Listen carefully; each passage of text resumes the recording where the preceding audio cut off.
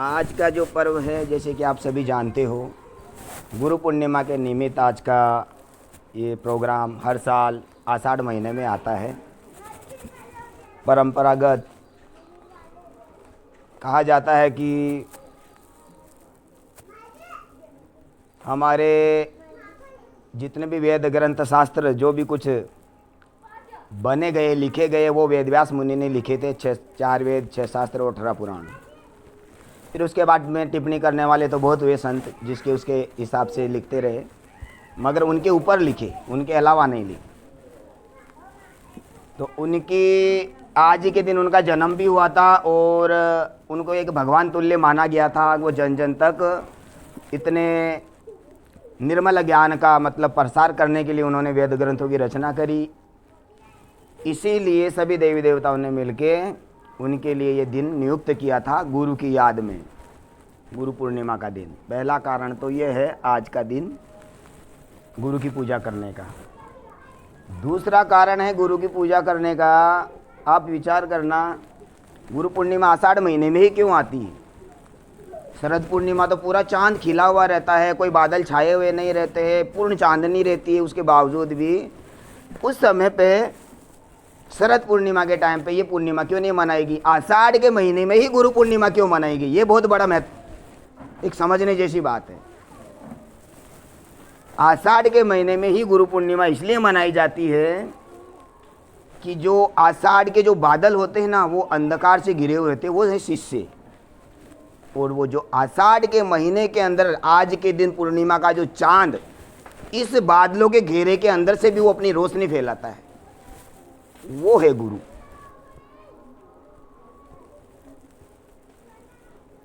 आषाढ़ के महीने में जैसे बादल चांद को घेरे रहते हैं, इसी प्रकार गुरु पूर्णिमा के दिन उसके शिष्य गुरु के इर्द गिर्द उसके सानिध्य में बैठे रहते हैं।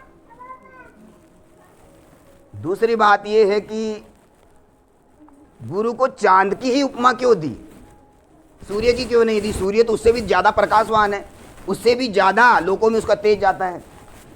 जो अपना चंद्रमा है उसका सूर्य तो भी पृथ्वी तक ही आता है, मगर उसका तो अनंत है सूर्य का प्रकाश तो। और चंद्रमा के पास खुद का प्रकाश भी नहीं है, सूर्य का प्रकाश उसे मिल रहा है। फिर भी चंद्रमा को इतना महत्व क्यों दिया है कि चंद्र गुरु समान चंद्र मूर्ति, चंद्र समान गुरु मूर्ति, मतलब चांद के समान। चंद्रमा का जो आज के दिन का जो मतलब पूर्ण चांद होता है, उसके समान गुरु की उपमा बताई गई है। तो इसका कारण क्या है? इसका सबसे बड़ा कारण, पहली बात तो यह है कि सूर्य की तरफ आप डायरेक्ट देख नहीं सकते हो। अगर देखोगे तो तकलीफ होगी, आंखों के अंदर जलन होगी, आंसू आने लग जाएंगे, ज़्यादा देर देख नहीं पाओगे। मगर आप चांद को बड़े ही आराम से देख सकते हो। दूसरी बात कि चांद है ना, इसका खुद का कोई प्रकाश नहीं है, मगर जिस प्रकार हम दीपक जलाते हैं और दीपक को किसी आईने के सामने रख देते हैं, उसी का प्रकाश वापस लौट के हमारे पास आता है। इसी प्रकार सूर्य का प्रकाश चंद्रमा को पास प्रतिबिंब, सूर्य का प्रकाश चंद्रमा पे गिरता है, उसका प्रतिबिंब हमारे ऊपर गिरता है, डायरेक्टली उसका प्रकाश हमको नहीं मिलता। इसका कहने का तात्पर्य यह है, गुरु के ऊपर बात चल रही है कि परमात्मा सूर्य के समान है, गुरु माध्यम बना बीच में, गुरु को वो प्रकाश मिला, फिर वो गुरु वो प्रकाश धीरे धीरे। दूसरी बात, चंद्रमा तो सूर्य तो पहले से बना हुआ ही तैयार है, मगर चंद्रमा को तैयार होना पड़ता है। हर अमावस के दूसरे दिन से चंद्रमा थोड़ा थोड़ा थोड़ा थोड़ा थोड़ा थोड़ा बढ़ता जाता है। पूर्णिमा के दिन पूर्ण आकार लेता है वो, पूर्णिमा के दिन। इसी प्रकार जो गुरु है वो कभी शिष्य था, वो धीरे धीरे धीरे धीरे धीरे उस जगह पे पहुंचा है, उसके अंदर वो निखार आया है, उसके अंदर वो चांद की रोशनी प्रकट हुई है। इसलिए गुरु को चंद्रमा के समान माना गया है। सूर्य का तेज तेज होता है, गर्म होता है, मगर चंद्रमा का जो तेज है, जो प्रकाश है, वो शीतल होता है। गुरु का स्वभाव कैसा होता है? शीतल ही होता है। इसलिए उसको चंद्रमा के समान गुरु को माना गया है। इसलिए आज के दिन, गुरु पूर्णिमा के दिन ही इस दिन को आषाढ़ के पूर्णिमा के दिन इस दिन को मनाया जाता है। सबसे ज़्यादा महत्वपूर्ण बात यह है इस दिन की, इस दिन को इसीलिए संत महापुरुषों ने बड़े ही सोच विचार करके आज के दिन को नियुक्त किया है। दूसरा कोई दिन नहीं चुना। शरद पूर्णिमा को तो कितना चांदनी छाई रहती है पूरे बादलों में, मगर फिर भी उस दिन को नहीं चुना गुरु के लिए, आज ही का दिन चुना। उसका कारण है आषाढ़ का महीना, वो बादलों से घिरा हुआ चंद्रमा, शिष्य रूप के अंदर और चंद्रमा के रूप में गुरु। फिर पूर्णिमा के दिन को ही नियुक्त किया, क्योंकि धीरे धीरे वो बढ़कर पूर्ण रूप से खिलकर तैयार हुआ। तो गुरु इसी प्रकार धीरे धीरे कभी ना कभी शिष्य था और वो चलते चलते चलते चलते प्रकाशवान हुआ। तो पहले उसका प्रकाश, सूर्य का प्रकाश यानी परमात्मा का प्रकाश पहले गुरु पे गिरा, गुरु फिर हम तक पहुंचाता है उसे। इसीलिए तो कबीर साहब ने भी कहा, गुरु गोविंद दोनों खड़े कहाँ को लागू पाऊं, बलहारी गुरुदेव की गोविंदियो बतलाई। जितना परमात्मा को कबीर साहब ने महत्व नहीं दिया, उतना गुरु को महत्व दिया। कारण क्या है गुरु को महत्व देने का? यही कारण है कि उससे डायरेक्टली, परमात्मा से डायरेक्टली हमारी बात नहीं हो सकती। ना हम डायरेक्टली उसके प्रकाश को समझ सकते हैं, ना प्रकट कर सकते हैं, ना जान सकते हैं, ना समझ सकते हैं। गुरु उससे अवगत करवाता है, गुरु से उससे परिचय करवाता है, गुरु उससे मिलाप करवाता है। तो गुरु को माध्यम बनाया। गुरु एक सेतु है परमात्मा और शिष्य के बीच में। गुरु एक बहुत बड़ा सेतु है, आधार है। गुरु का कुछ भी नहीं है, गुरु के पास जो कुछ भी है परमात्मा का ही दिया हुआ है, मगर फिर भी माध्यम वो है, गुरु है। गुरु के बिना जगत में ज्ञान का प्रकाश नहीं फैल सकता है।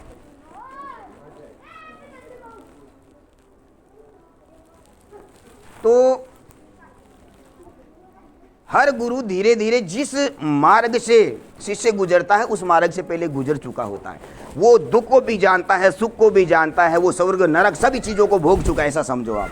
हर प्रकार के कष्ट, हर प्रकार के जीवन का अनुभव उसने लिया है गुरु ने। इसलिए कभी भी गुरु है ना, शिष्य कितनी भी बड़ी गलती कर दे फिर भी है ना उसको श्राप नहीं देता है, कभी नहीं देगा। ना दिया है शायद कोई गुरु, और जो दिया होगा ना फिर वो गुरु के योग्य नहीं। कितनी भी बड़ी गलती हो शिष्य से, वो उसे क्षमाई करने पे लगा रहता है, क्योंकि उसे पता है मैं उस दौर से गुजरा हूं। स्वाभाविक है, मानवता का गुण ही ऐसा है, कहीं ना कहीं भूल हो ही सकती है उससे। ये मानवता का गुण ही है, मनुष्य के अंदर ये है, हो सकता है, क्योंकि उस मार्ग से वो गुजरा, उसे अनुभव हुआ उस बातों का। वो तो धीरे धीरे बाद में जाके खिला है ना, तो हर चीज का वो अनुभव लिया है। इसलिए वो शिष्य की बड़ी से बड़ी गलती को कभी भी क्रोधित होकर श्राप देने जैसा कोई शब्दों का प्रयोग नहीं करता है। समझाता है, बार बार डांट सकता है, मार सकता है, मगर उसको श्रापित कभी नहीं कर सकता है।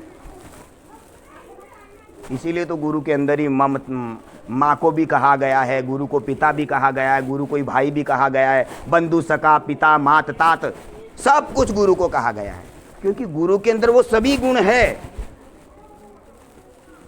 माँ की जैसे शीतल बनकर अपने आंचल में लेता है, प्रेम से अपने सानिध्य में लेता है। कुछ बातें ऐसी होती है जो प्रेम से भी समझाता है, हर प्रकार से प्रेम की परिभाषा भी समझाता है और प्रेम बरसाता भी है। समय पड़ता तो डांटता भी है, सूर्य की जैसे, पिता की जैसे, हर प्रकार का गुरु कार्य करता है। इसलिए गुरु को मात तात पिता बंधु सखा सब कुछ गुरु को कहा गया है। बड़े से बड़े, कठोर से कठोर समय के अंदर है ना सब साथ छोड़ सकते हैं, मगर जो अंतर से गुरु जुड़ गया ना, अंतर से जो शिष्य गुरु से जुड़ गया, जिस शिष्य के अंदर वो पात्रता आ गई ना, तो वो कभी भी उससे दूर नहीं हो सकता, गुरु से कभी नहीं छोड़ सकता। क्योंकि गुरु इस देह तक का संबंध नहीं है। गु का मतलब क्या है? गु यानी अंधकार, रु यानी प्रकाश। जो हमें अंधकार से प्रकाश की ओर लेके जाते हैं उसे गुरु कहते हैं। गु यानी गुणातीत, रु यानी रूपातीत, जो गुण और रूप के भी परे है, पार ब्रह्म स्वरूप है, उसे गुरु कहा गया है। देह माध्यम है। चंद्रमा परमात्मा और हमारे बीच में जैसे सेतु बना है ना, तो ये देह माध्यम बनी है, मगर होता इसी के माध्यम से है। मगर गुरु जो शब्द है वो असीम है, अनंत है। इसीलिए उसको रूप के, यानी ये जो रूप है इसके भी परे कहा गया। गुरु का मतलब बताया है। गुण, 3 गुण है, रजगुण तमगुण सतुगुण, इनके भी परे गुरु है।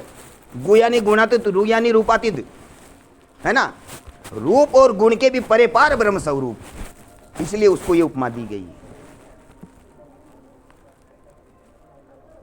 इसीलिए हर ज़्यादा से ज़्यादा संतों ने गुरु के ऊपर ही ज़्यादा से ज़्यादा सत्संग किया है, गुरु की महिमा के ऊपर गया है। और आखिर में ये कह दिया कि खोजत खोजत ब्रह्मा विष्णु महेश शेष शारदा ऋषि जपी तपी साधु संत सब थक गए उसकी महिमा का गुणगान करते करते करते, मगर फिर भी पूर्ण रूप से लिख नहीं पाया। 7 समुद्र की साई करूं कलम करूं वनराज, है ना। किसी कवि ने लिखा है कि 7 समुद्र, एक समुद्र का अथाह पानी होता है, वो बोल रहा 7 समुद्र की साई करूं, उसके पानी की साई बनाऊं, और कलम करूं वनराज, जितने भी पूरी जगत के ये भूमि के ऊपर जितने भी पेड़ पौधे वन है जंगल में, इन सब की मैं कलम बनाऊं। 7 समुद्र स्याही करूं कलम करूं वनराज, धरती की कागज बनाऊं, फिर भी गुरु गुण लिखा ना जाए, सब धरती कागज बनाऊं। इस पूरी धरती को भी कागज बना के अगर गुरु की महिमा के बारे में मैं लिखना चाहूंगा तो भी गुरु की महिमा लिख नहीं पाऊंगा। जितना लिखूंगा बढ़ती जाएगी बढ़ती जाएगी बढ़ती जाएगी बढ़ती जाएगी, कभी घटने वाली नहीं है। इसीलिए एक शब्द पे बोल दिया, एक शब्द गुरुदेव का ताका अनंत विचार, एक ही शब्द के अनंत विचार, एक भी विचार नहीं। अब वो अनंत विचार होते कैसे हैं? गुरु एक शब्द निकालेगा मगर उसके अनेकों अर्थ निकाल लेंगे लोग, क्योंकि समझना जिसको अपने अपने मत के अनुसार ही है। दूसरी बात, एक शब्द के अनंत अर्थ निकलते भी है, निकालने वाले चाहिए। वो क्या सोचेंगे किसी के बारे में, उस वही शब्द के बारे में वो किस तरीके से समझेंगे, ये किस तरीके, आप सब अपने अपने मत के अनुसार समझ सकते हो। इसलिए एक शब्द के अनंत, एक शब्द गुरुदेव के ताकि अनंत विचार। थक गए मुनिजन पंडिता वेद ना पावे पार, वो भी थक गए उसका एक शब्द का शोध करते करते। गुरु जो नाम देता है ना वो अथाह है, वो अनंत है, वो एक शब्द सीमित नहीं है। जो गुरु नाम देता है ना वो एक शब्द सीमित नहीं है, अनंत है, अथाह है, उससे ही खुद को जाना जा सकता है। और गुरु जो नाम देता है वो नाम हमारा ही नाम हमको देता है, कोई दूसरे का नाम नहीं होता है। ये देह का नाम नहीं रहता है, वो जो चेतन ऊर्जा है, जो आत्मा है, उसी का नाम हमको दिया गया है। गुरु हमारा ही नाम हमको देता है, तो फिर खुद को ही जानना है। तो खुद तो 80 में सीमित तो है ही नहीं ना, मगर हमने सीमित मान लिया है। इस जगत में आने के बाद जैसे जैसे मोह माया लगी वैसे वैसे वैसे सांसारिक सुखों की आशा लगती गई, सांसारिक जगत के अंदर फंसता गया। सबसे ज़्यादा सुखों की आस ही जगत में ही है, जगत के सुखों की आस करता है ये जीव, और करता क्या है? आत्मिक सुख के ऊपर किसी का लक्ष्य नहीं रहेगा, सिर्फ देह को सुख मिलना चाहिए। और आपको एक बात और बता दूं, आप चाहे जितना पैसा कमा लो, चाहे जितना कोई भी ऐसो आराम की जो सुख सुविधा के साधन आप है ना इकट्ठे कर लो, मगर फिर भी है ना संतुष्टि नहीं होने वाली, नहीं होगी, मतलब नहीं होगी। क्योंकि सच्चा सुख वहाँ है नहीं। जो ढूंढ रहा है खुद को ही पता नहीं मैं क्या ढूंढ रहा हूँ, पर पैसे में अपना सुख मान रहा है। पैसे अनाप शनाप हो गए तो फिर भी शांति नहीं। फिर कुछ और इच्छा हुई वो भी उसकी पूरी हो गई, फिर भी शांति नहीं।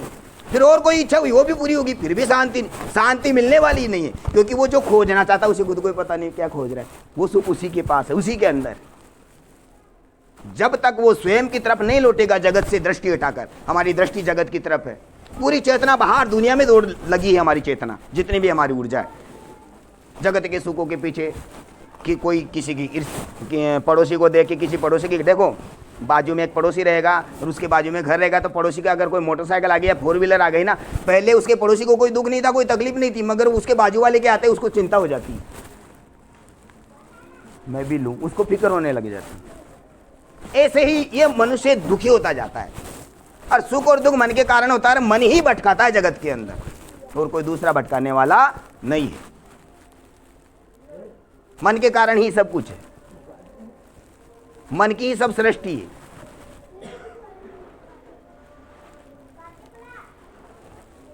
तो हर शिष्य को गुरु के प्रति समर्पण भाव, सबसे पहली बात। गुरु पूर्णिमा के दिन गुरु के दरबार में गए, हम गुरु को दान दक्षिणा, ठीक है आप लोगों की श्रद्धा है, वो उसे खंडित नहीं करता मैं। आप जो फूल नहीं फूल की पाखड़ी, आपसे जो बनता है वो आपकी श्रद्धा है, आप जो भी देते हो, मगर गुरु को कभी भी इसकी आस नहीं रहती है। गुरु को हमेशा शिष्य से एक ही, कि वो जो उसे बनाना चाहता है बस वो बने। आप चढ़ाना चाहो ना तो उसके साथ साथ में जो आप भेंट चढ़ाते हो उसके साथ में आपके अहंकार को चढ़ाओ गुरु के चरणों में, अपने अहंकार को अर्पण करो, अपने विकारों को अर्पण करो। आप प्रण करो आज के दिन की भाई हाँ मेरे अंदर ये बुराई, आज से मैं इसे त्यागता हूं और इसको नजदीक नहीं आने दूंगा। अपने आप को समर्पण कर दो। देखो समर्पण की एक कथा है गुरु और शिष्य की। एक छोटा बालक था, लगभग उसकी उम्र 10 साल की थी। उतनी उम्र में उसके माता पिता मर जाते हैं, कोई नहीं रहता है, कोई भाई बहन दूसरे रहते नहीं है उसके। तो उसका एक काका रहता है, वो काका भी उसको है ना एक दिन घर से हाथ पकड़ के बाहर निकाल देता, धक्का दे देता कि चल यहाँ से, तेरे को क्या कमा के खिलाने के लिए मैं ही मिला, मेरे ऊपर बोझ है तो एक प्रकार का। वो बोले काका मैं कहाँ जाऊँगा, मुझे कोई सहारा ही नहीं आपके अलावा। बोला तू मर किधर भी जा मगर मेरे पास मत आना, तेरे लिए दरवाज़ा हमेशा के लिए बंद है। उसने दरवाज़ा लगा लिया, सब चले गए। वो वहाँ से रोता रोता रोता निकलता है, आंखों में आंसू लिए, और जंगल की तरफ जाता है। रोते रोते उसको परमात्मा को अरदास करता है कि हे परमपिता परमेश्वर, हे भगवान, ऐसा मैंने कौन से जन्म में पाप किया है जिसके कारण मुझे इतना बड़ा दुख, बचपन में मेरे माता पिता मर गए, मैं अभी कमा के खा सकूँ इस योग्य नहीं हुआ और मुझे दर दर की ठोकर खानी पड़ रही है, मुझे कोई सहारा नहीं है मेरा। इस प्रकार वो भगवान से अरदास करने लगा, रो रहा जोर जोर से, असुरों की धारा बह रही आंखों में से। उस समय पे एक पीछे से साधु आता है जंगल में, उसको बोलता है बेटा, आवाज़ देता है। वो पलट के देखता है, दौड़ के पाँव छूता है, तो क्यों रो रहा है? बोला मेरा कोई नहीं है। बोला जिसका कोई नहीं उसका भगवान होता है। बोला सच में भगवान होता है? हाँ भगवान होता है। तो बताइए मुझे, तू ऐसा कर, यहाँ से ये जंगल पार करने के बाद में एक नदी आएगी, वो नदी के वो साइड में है ना वशिष्ठ मुनि का आश्रम है, तू वहाँ चला जा, तुझे वहाँ कपड़ा लता खाना पीना माता पिता का प्रेम सब कुछ तुझे वहाँ मिलेगा, बस तू वहाँ चला जा उसकी गुरु की शरण में, उसको गुरु कर ले जाके। तो बस उसने प्रण कर लिया, उसका धन्यवाद किया, फिर से पाँव छुआ और देखते देखते है ना आकाश में बिजली कड़कने लग गई, मूसलाधार बारिश होने लग गई। उस बारिश के अंदर पैदल चल रहा है वो, रोता जा रहा है आंखों में। अब उसके मतलब बरसात का पानी है कि आंखों का पानी है समझे नहीं, पर आंखों के आंसू रुक नहीं रहे, चल रहा है वो, बह रहा है बस गुरु की याद में कि मुझे जाना ही है, वहाँ पहुँचना ही है मुझे। कभी पाँव फिसल जाए, कीचड़ के अंदर गिर जाए, पाँव के अंदर कांटे चुभ जाए, चप्पल नहीं थी, खून लहू लुहान हो गए दोनों पाँव, मगर चल रहा है। कर चलते चलते चलते कुछ दूर रह जाता है, वो नदी नहीं दिखाई देती है, रात हो जाती है। तो एक पेड़ के नीचे ऐसे थका मारा, 2-3 दिन से भूखा, खाना नहीं मिला था, ऊपर से इतनी पीड़ा, पाँव में कांटे लगे, बरसात में भीगा हुआ, पूरा थक गया। तो एक पेड़ को सारा लगा के ऐसे बैठ गया और परमात्मा से अरदास करने लगा कि हे भगवान, क्या सच में मैं जहाँ जा रहा हूँ मुझे वहाँ सब कुछ मिलेगा कि वहाँ से भी मुझे ऐसे लौटा देगा? ऐसा करते करते उसको आँख लग जाती। सुबह में भोर होता है, चिड़िया चहकती, आँख खुलती, देखता है, याद करके वो निकलता है, जेम तेम नदी में उतरता है, नदी को बड़ी मुश्किल से पार करता है और सामने जाता है वशिष्ठ मुनि का आश्रम। तो आश्रम के गेट पे कुछ बच्चे खड़े थे, उनके शिष्य। वो जाता है और उसको देख के एक शिष्य आता है, कौन है तू? बोला मैं अभागा लड़का हूँ, मुझे वशिष्ठ गुरुदेव से मिलना है। उसको ऊपर से नीचे तक देखते हैं तो ज़्यादातर तो यही होता है कि कोई फटे टूटे कपड़े में मिल गया, हालत ख़राब मिल गई, तो उसको कोई ज़्यादा महत्व नहीं देता है। तो उसकी हालत देख के एक शिष्य उसको फटकारने लगा, चल, बोला तेरे जैसे इंसान से हमारे गुरुदेव मिलेंगे, चल भाग यहाँ से। वो रोए गिड़गिड़ाए, मुझे एक बार मेरे गुरुदेव से मिला दो, वो अगर बोलेंगे तो मैं चला जाऊँगा, पर एक बार मुझे मिला दो। और 2-4 आ गए, उसको कैसे बहुत डांटने लगे, तू जा रहा कि नहीं यहाँ से? वो जैसे ही पाँव पीछे खिसकाने लगता है, थोड़ी दूर जाता है और पीछे अंदर से कोई आवाज़ आती है, रुको पुत्र, ऐसा करके आवाज़ आती है जोर से। वो पलटता है, देखता है तो खुद गुरुदेव वशिष्ठ मुनि वहाँ पे चल के आ रहे। गए, वो दौड़ के उनके पाँव पकड़ लिया, उसने प्रेम से उसके सिर पे हाथ रखा।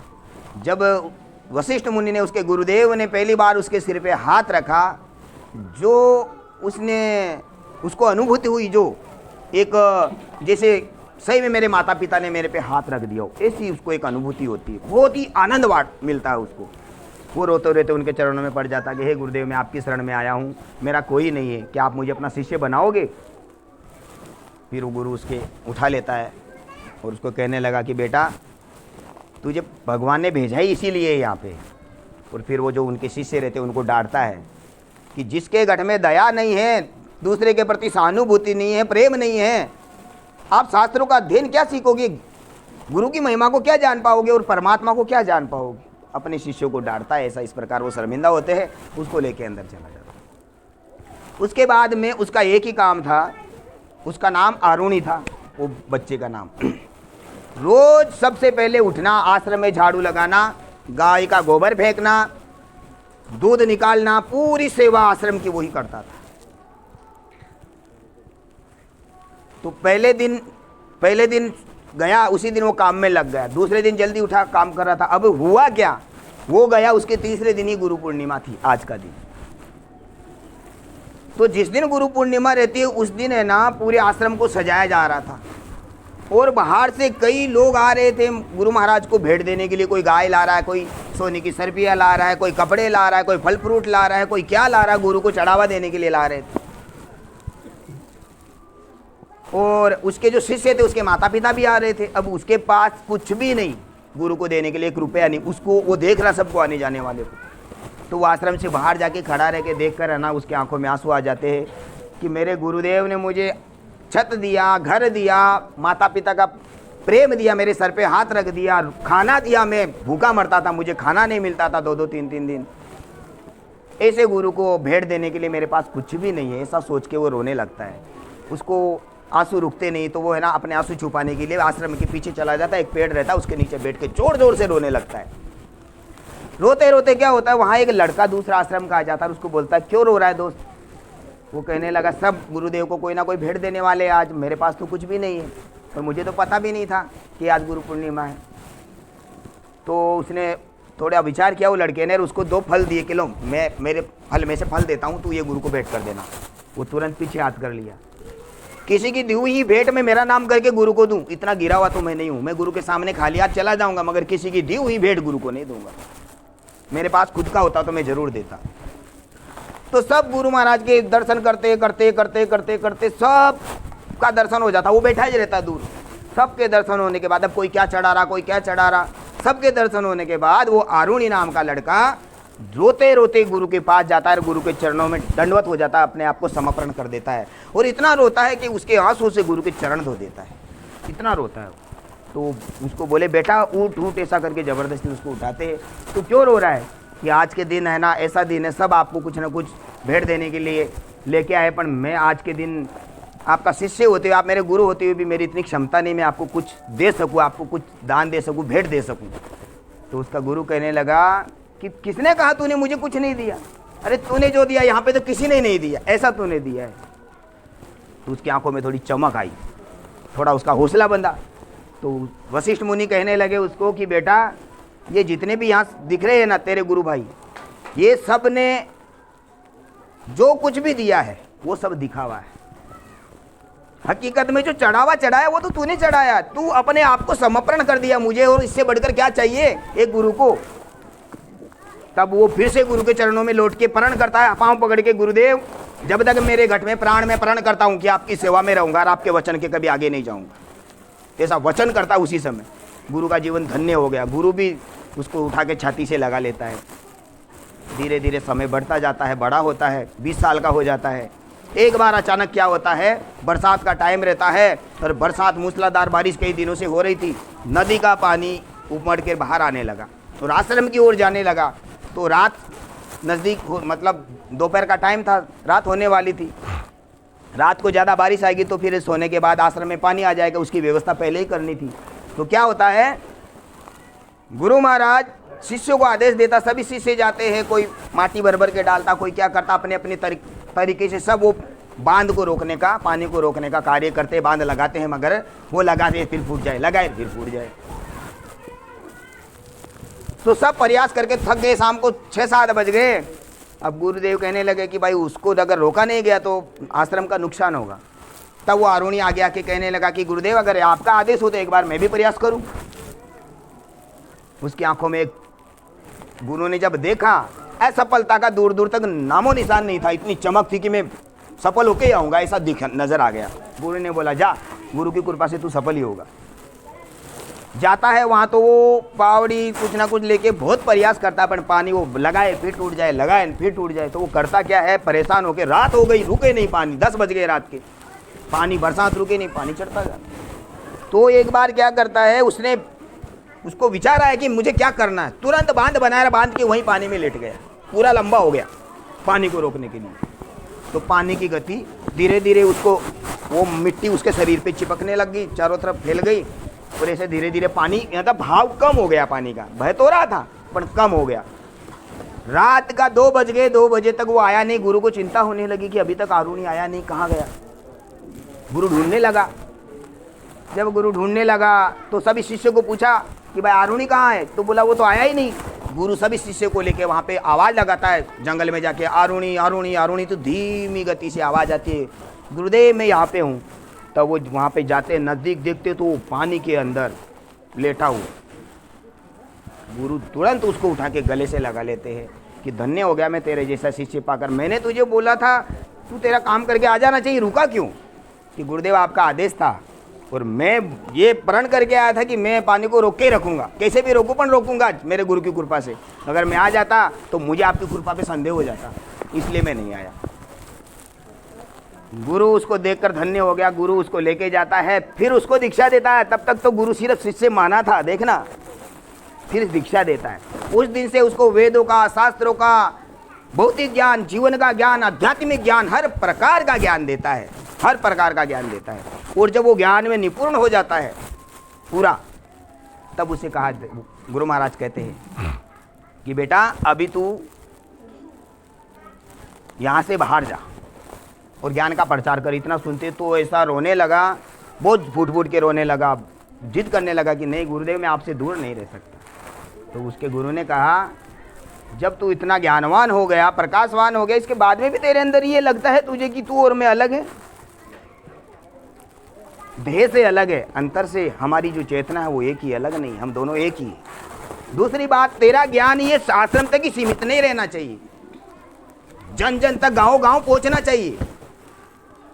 तो संत महापुरुष लोग ऐसा किसी को भी जो गुरुपद देते हैं, उसका देने का कारण यही होता है, उनको जिसके अंदर ये जिज्ञासा दिख जाती है, ये नजर आ जाता है कि भाई ये समाज को कुछ सही दिशा दे सकता है, समाज को जगा सकता है, वो ऐसे व्यक्ति को गुरुपद दे देते हैं, उसको आदेश देते हैं कि जा गुरु नाम का डंका बजा, ज्ञान का प्रचार कर, लोगों को जगा, भक्ति जगा, लोगों के अंदर दया जगा, प्रेम जगा, करुणा जगा, लोगों को मनुष्य जन्म किस लिए मिला ये बता।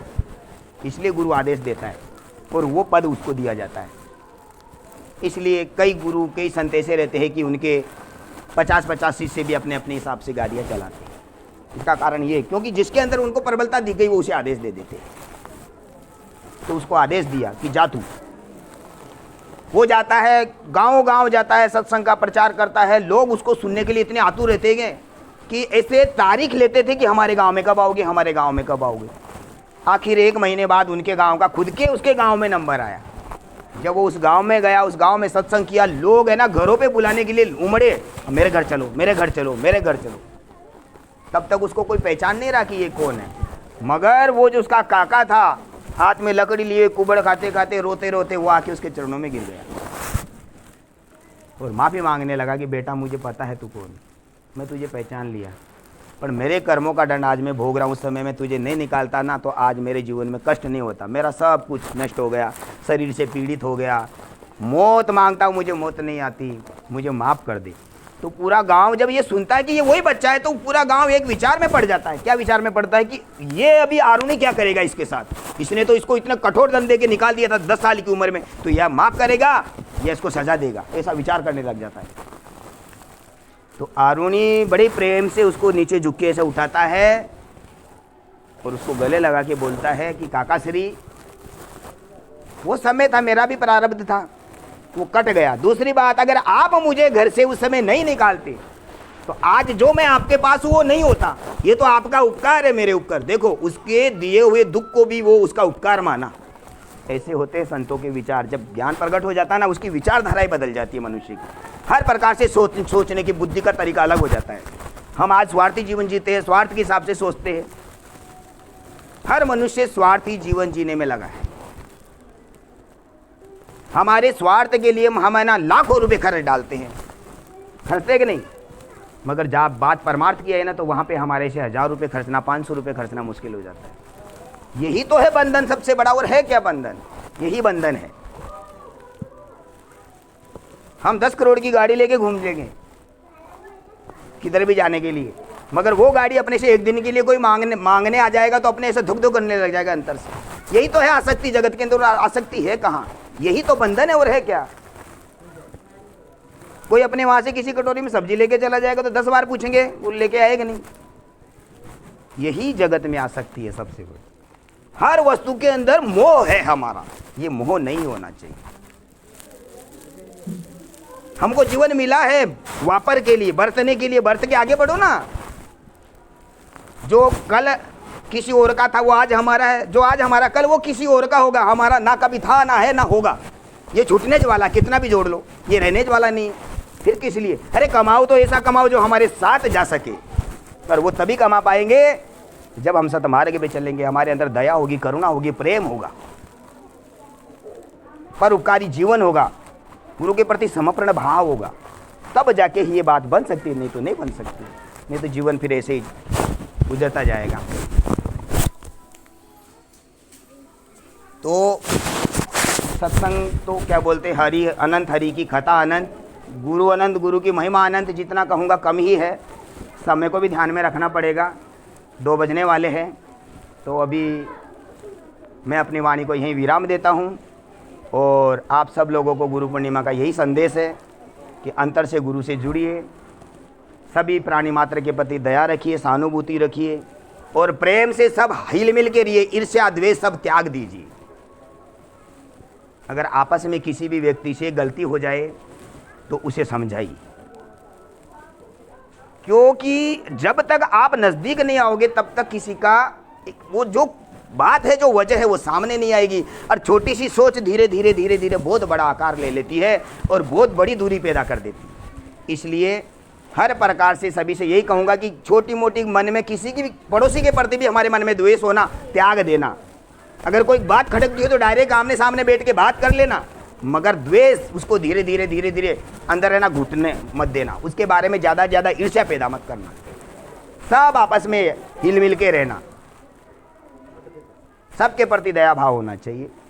और बस सत्य मार्ग पे चलते रहो, प्रभु की भक्ति करते रहो, परिवार को भी चलाते रहो, संतुलन बना के रखो। कहने का तात्पर्य इतना है, हमारी जो 2 नाड़ी है ना, इंगला और पिंगला, ये 2 ही नाड़ी चलती है।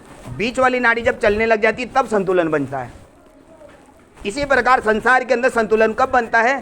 संसार को भी लेके चले, ये भी पालन पोषण करे, आसक्ति भी ना हो, कमाए भी, बच्चों को पढ़ाए लिखाए भी, और आध्यात्मिक मार्ग में, भक्ति के मार्ग पे चलते चलते हम उन्नति भी करें। वो जो शांति हमको चाहिए, जिसकी खोज हम कर रहे हैं, जिसके लिए हम तड़प रहे, उसकी ओर भी हम बढ़े, उसके लिए भी हम प्रयास करें।